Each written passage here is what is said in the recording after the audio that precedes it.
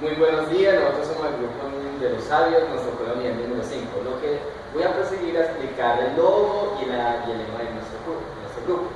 El logo de nosotros representa la sabiduría, que es de los sabios, un búho y el gorrito, que significa sabiduría. Tienes varios libros. Los libros y el búho, desde las épocas antiguas, siempre han representado la sabiduría. Y esto nos vuelve a nosotros sabios. Ahora nuestro lema consiste en lo siguiente: el vuelo de partida lo labras tú. ¿Cuántas veces quieres volar? El lema quiere decir es que nosotros somos los primeros que damos el primer paso para nosotros emprender el vuelo hacia el entendimiento, hacia la sabiduría. Así que nosotros tenemos que dar el primer paso, lanzarnos, volar, extender nuestras alas para empezar a volar y así llegar al punto que queremos. Eso es lo que nosotros queremos representar en este dibujo y en este lema. Ahora, por consiguiente, vamos a explicar la unidad número 5. Perfecto. Para la unidad número 5, las personas que realizamos esta exposición son Alejandra, Estefanía Posada, Jessica Londoño, Kevin Valencia. Bueno, el día de hoy vamos a hacer exposición sobre el objeto de estudio de la contabilidad. Yo les voy a hablar acerca del objeto de estudio de la contabilidad, pero para hablar de ello es importante reconocer que el objeto de estudio de la contabilidad evoluciona y se transforma en cada época. No es un elemento estático, sino que él cambia siempre dependiendo de los requerimientos que hay en ese momento en la sociedad. Es decir, que cada época ha tenido un objeto de estudio de la contabilidad diferente. Si queremos hablar del objeto de estudio de la contabilidad en la actualidad, es importante que tengamos en cuenta todo lo sucedido en el siglo XX. Pues el siglo XX fue un tiempo de gran transformación para la humanidad. Se vieron cambios muy significativos e importantes en esa época.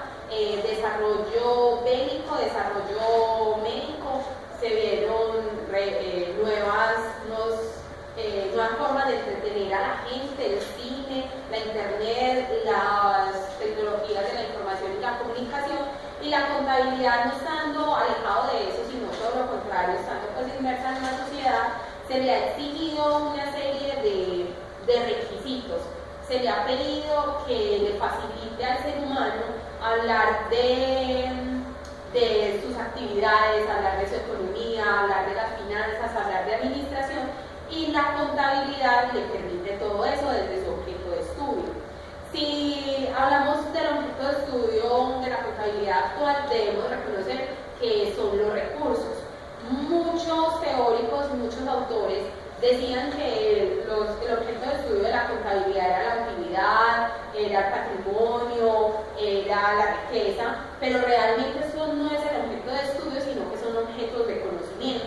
Entonces, en el documento, uno de los documentos que nosotros leímos para realizar esta exposición, nos decían que el objeto de estudio, nos hacían un ejemplo como para dar claridad entre el objeto de estudio y el objeto de conocimiento.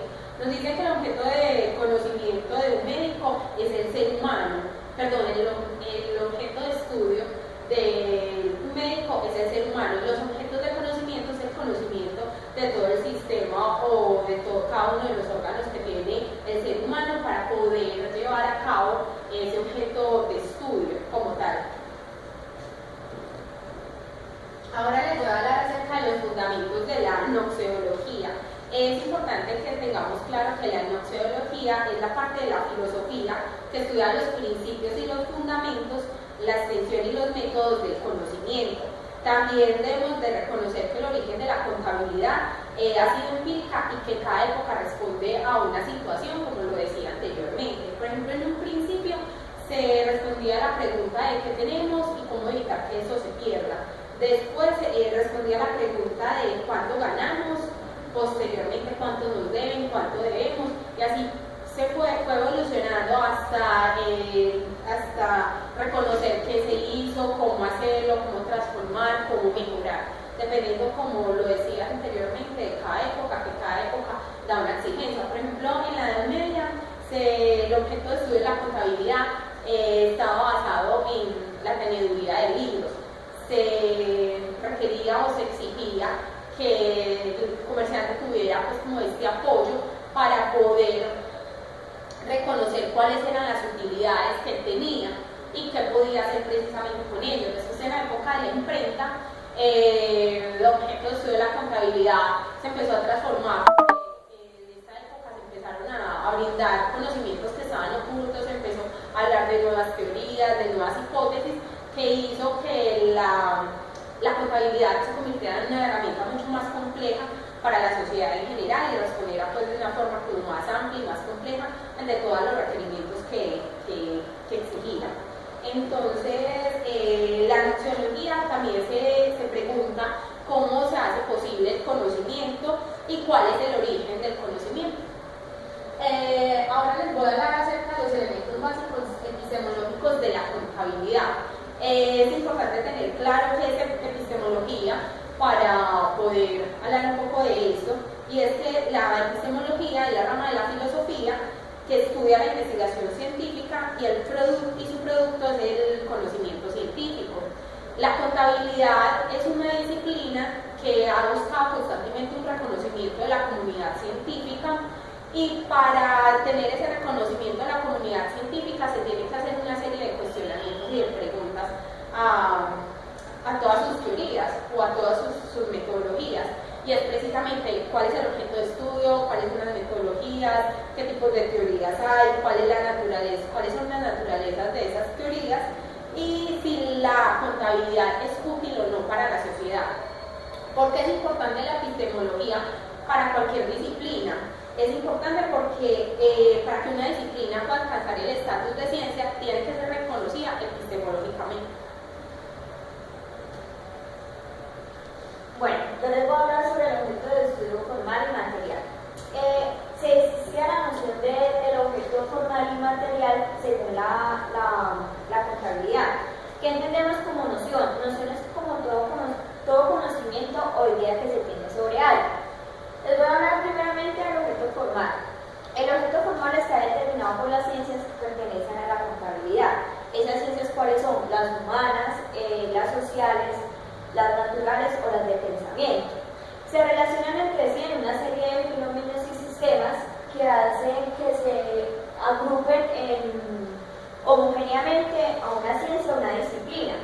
Cuando nos referimos a fenómenos como toda aquella manifestación que tiene el consciente de un sujeto para formar un objeto de percepción. Cuando nos referimos a los sistemas, es todo ese conjunto de relaciones, o sea, todo ese conjunto de partes que se relacionan entre sí para un fin en común. Cuando hablamos de un grupo homogéneo es que tienen una relación entre sí. La contabilidad como ciencia determina el objeto formal como aquel que hace parte general de la ciencia social. ¿Cómo así? Es como toda esa relación que existe entre el hombre y sus productos. El objeto material. El objeto material está determinado no ya por las ciencias, sino por un enfoque y punto de vista de la realidad. ¿Cuál realidad? Esos sistemas, esos problemas, esos fenómenos existentes. Otra manera de verlo puede ser el enfoque de estudio referido a una ciencia en particular para así formar el objeto formal. Es decir, que un objeto material se puede determinar un objeto formal.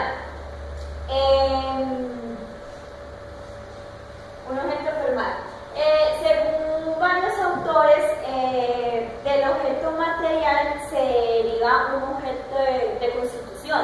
Este objeto de constitución crea dos objetos nuevos, el que conocemos como dinámico o el estático. Ahí es donde nace la riqueza. La riqueza es toda aquella abundancia de bienes o cosas preciosas que existen. Ellos lo identificaban como los bienes, los insumos, los factores que ellos tenían. Esta riqueza es lo que conocemos como el objeto material estático. Y ahí se crean diferentes procesos. Esos procesos es lo que conocemos como la generación, la acumulación, la distribución y la circulación. Todos estos procesos llegan a formar una riqueza. Esa riqueza es la parte, el objeto material material estático. El proceso de generación, acumulación y distribución forman el objeto dinámico. Y ya el proceso de circulación forma un nuevo objeto que es conocido como el objeto sistemático de la contabilidad. ¿Por qué? Porque tiene tanto el estático como el dinámico. Hablando de generación, podemos decir que generación es la riqueza física que existe en lo material, en lo estático, en lo monetario, que por medio de unos recursos forma esa riqueza. Cuando nos referimos a distribución, es toda esa repartición de esa riqueza a los diferentes agentes. ¿Cuáles agentes? Tanto trabajo, como mano de obra, como la tierra. O también esos agentes que conocemos como proveedores o comunidad, que tienen un fin con los intereses de la empresa. Cuando nos referimos a la acumulación, es como toda esa diferencia que existe tanto en la generada como en la distribuida. Podríamos decirlo que es como el excedente que existe entre las dos. Y la circulación de la riqueza es la circulación de esa misma riqueza que se hace para producir. Cuando hablamos de estático y dinámico, nos referimos a la relación que existe entre el humano y los productos. Bueno, eso por acá. El siguiente tema es la teoría de personificación, pero antes de hablar de la teoría de personificación les quiero hablar de general como el objeto. El objeto, entre el siglo XVI y el siglo XX, empezaron a crear muchos, puntos de vista sobre el concepto de contabilidad. Eso generó que no existiera una teoría de aceptación universal por los diferentes autores o pensadores que existían en ese tiempo. Entonces se crearon 4 teorías.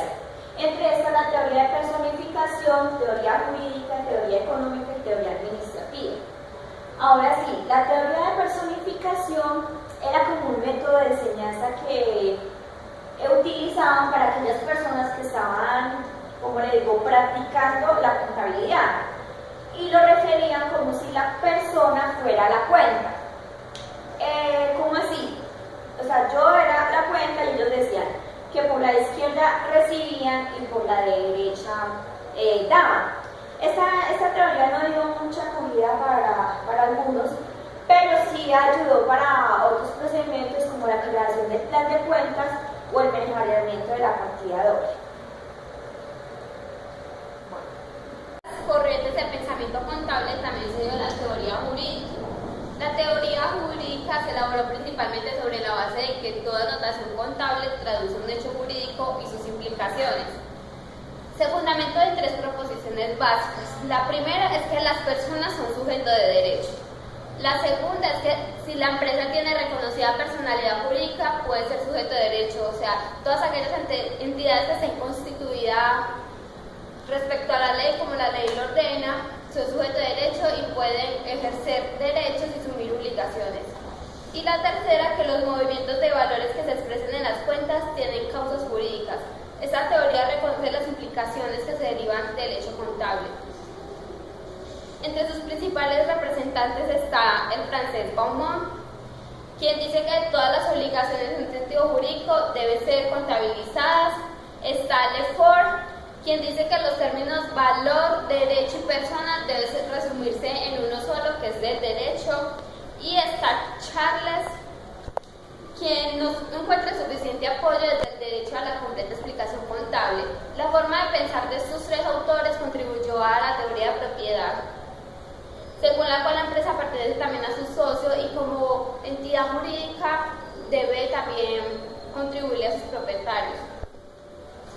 Esta teoría también contribuyó a entender y establecer leyes que debe tener toda organización con los socios, el Estado y con los propietarios. Esta es la teoría administrativa. Esta teoría integra los valores humanos a los recursos financieros de la empresa. Henry Fallow, que es considerado como el padre de la contabilidad, decía que la contabilidad constituye el órgano de vista de la empresa, que debe permitir en cualquier momento ver dónde se está y ver hacia dónde se quiere ir. Que una contabilidad sencilla, clara y exacta es un poderoso medio de organización y de control. Entre sus principales representantes está Baez, quien dice que la contabilidad es un método al servicio de la empresa y que constituye uno de los mejores elementos de coordinación y de control. Esta teoría considera que la contabilidad es el principal instrumento de organización para una organización. Y tenemos la teoría económica. Los representantes de esta teoría consideran que el hecho económico debe estar sujeto al momento, o sea que la contabilidad debe evolucionar a medida que va evolucionando el medio donde se practique. Fabio Vesta decía que la contabilidad es una ciencia de control económico. Este autor reconoce la importancia que tiene la contabilidad para dar informes económicos. Y tenemos a Faustiare, que considera la contabilidad como un hecho de observación económica. Él lo que hizo fue coger documentos estadísticos y documentos contables y dijo que los estadísticos carecían de control porque no estaban sujetos al contable. Listo. Bueno, el tema de los cuales yo les voy a hablar en los siguientes son la introducción de los paradigmas y los programas contables. Hay unos programas contables de investigación, los cuales el profesor Cañavino dice que los programas contables tienen unas reglas heurísticas que son positivas y negativas. Las positivas son aquellas que nosotros debemos seguir, y las negativas obviamente son aquellas que debemos evitar. El profesor establece 3 tipos de investigación contable, que son la legalista, la económica y la formalización. La primera, que es la legalista, dice que toda información contable se puede ubicar en un contexto jurídico. Es decir, que a toda información contable le anteceden unos hechos, unos sucesos que la ley establece como prueba. Y que la finalidad de esta información contable es brindar datos que sirvan como garantía a personas o a terceros. Ya lo que sigue es la teoría, el programa económico, el cual su objetivo principal es dar las bases principales para el hombre de negocios, para la toma de decisiones de carácter económico, en las cuales se enfocan en la realidad económica y las cuales tienen que ser verdaderas, si no, estas no servirán, y estas tienen que ser verdaderas para que así nosotros podamos evitar la descapitalización de la empresa. En esta rama o en este tipo de investigación, como pionero tenemos al alemán Ernst Schönberg como pionero de esta rama, en el cual dice que la información contable es la realidad económica de todas las organizaciones, sean públicas o privadas, a un nivel micro o macroeconómico. Ahora vamos a hablar del programa de la formalización. El programa de la formalización tiende a reducir los supuestos, tiende a reducir las proposiciones a cálculos lógicos, los cuales estos llegan a un resultado que se puede interpretar con la realidad, y al contrastarse con la realidad, esto ayuda a que se interprete y se dé más conclusiones para la contabilidad. Ahora les voy a hablar sobre los paradigmas. Están los paradigmas según Kuhn. Los paradigmas según Kuhn son uno más formalizaciones científicas que una comunidad científica tomó en un cierto tiempo, las cuales sirven como base para prácticas posteriores. El profesor Self y el profesor Self dictan varios paradigmas, en el cual el profesor Self dicta 6 paradigmas contables, que son la escuela de la ganancia líquida, la escuela para la toma de decisiones, la escuela social, la escuela ética, también está la escuela de la económica, la escuela deductiva e inductiva. Por lo siguiente les voy a decir estas escuelas. Las cuales, la primera de la escuela es la escuela de la ganancia líquida realizada, en la cual es que toma un sistema de contabilidad del cual se va a utilizar para evaluar los recursos económicos de una empresa utilizando estos métodos: el valor actual, precio de venta y y costo de reposición. En esos hay varios representantes que sacaron varios libros, que son estadounidenses, y uno que es de Latinoamérica, Suramérica para ser más precisos, que es uno argentino, con su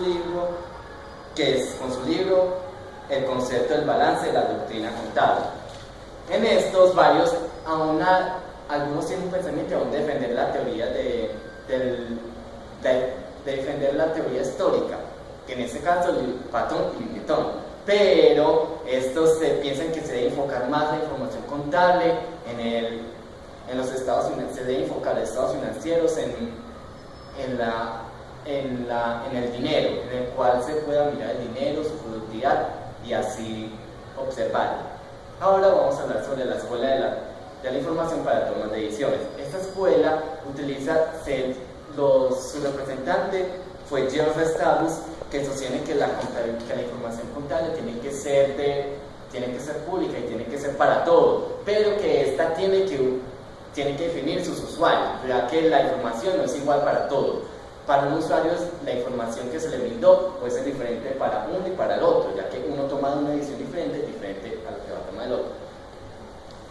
En estos defienden unos valores como cuáles son la pertinencia, la verificabilidad, la cuantificabilidad, la oportunidad, la comparabilidad, la confiabilidad, la validez, la neutralidad, entre otras.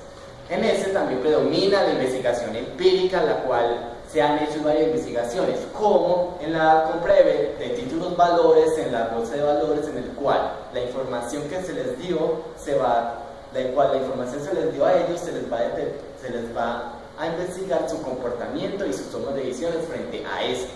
Ahora les voy a hablar sobre la escuela ética. Esta se basa en unos conceptos básicos sobre la persona que da la información contable, es decir, la persona que da la información de los estados financieros y cómo deben ser hechos. Estos se basan precisamente en un principio moral de la verdad, de la neutralidad, para así que cuando ellos den su información sea segura para las personas. Ahora la escuela social, su objetivo principal no es principal, sino que ellos se enfocan más en las relaciones que subyacen de la información contable. Ellos le dan gran importancia a esta, en la cual sale la contabilidad social a un nivel macro, es decir, a un nivel nacional e internacional, en los estados económicos y sociales.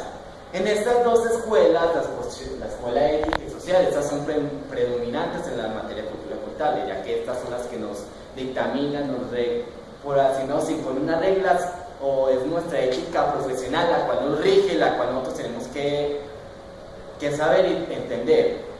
Ahora la escuela económica. La información contable se divide en varias partes, pero siempre hay que elegir una que propicie el mejor estar de la nación. El profesor Hendrickson dice que hay dos ideas en esta escuela, que son una, las políticas y las técnicas contables tienen que reflejar la realidad económica, y la dos es que las técnicas contables dependen únicamente de sus consecuencias económicas. También se dice que esta fue impulsada por el FAS, que son la Financial Accounting Standard Award, que considera esencial tener presente el impacto económico y modificar o adoptar nuevos principios de contabilidad. Ahora sigue la escuela deductiva e inductiva. Siempre la contabilidad utilizamos la escuela inductiva, por ejemplo, ya que consiste en la observación y en las prácticas habituales al objeto de codificar las más normales y estándares, obteniendo más reglas generales.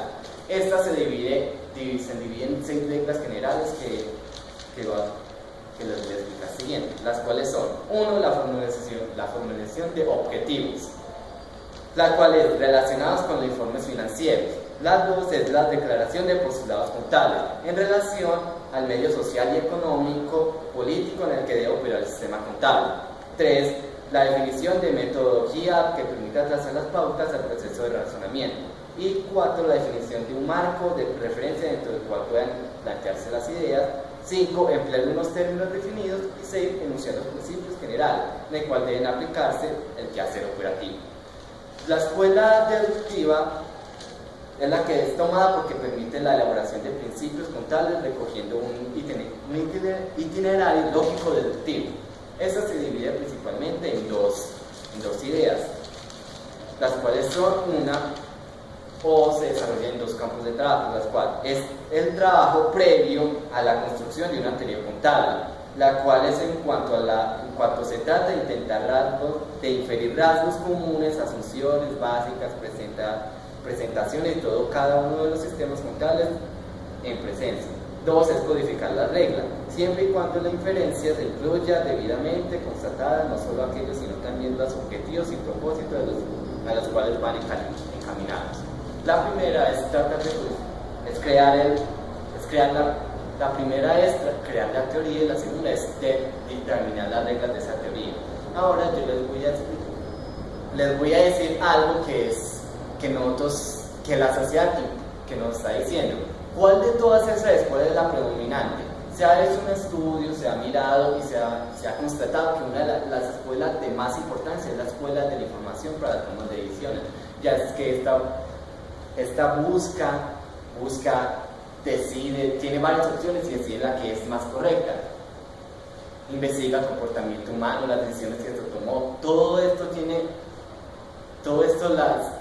se centra, se desarrolla en esta escuela. Entonces, entre todas las escuelas se cabe destacar la escuela de la información para la toma de decisiones, ya que esta es la predominante entre todas.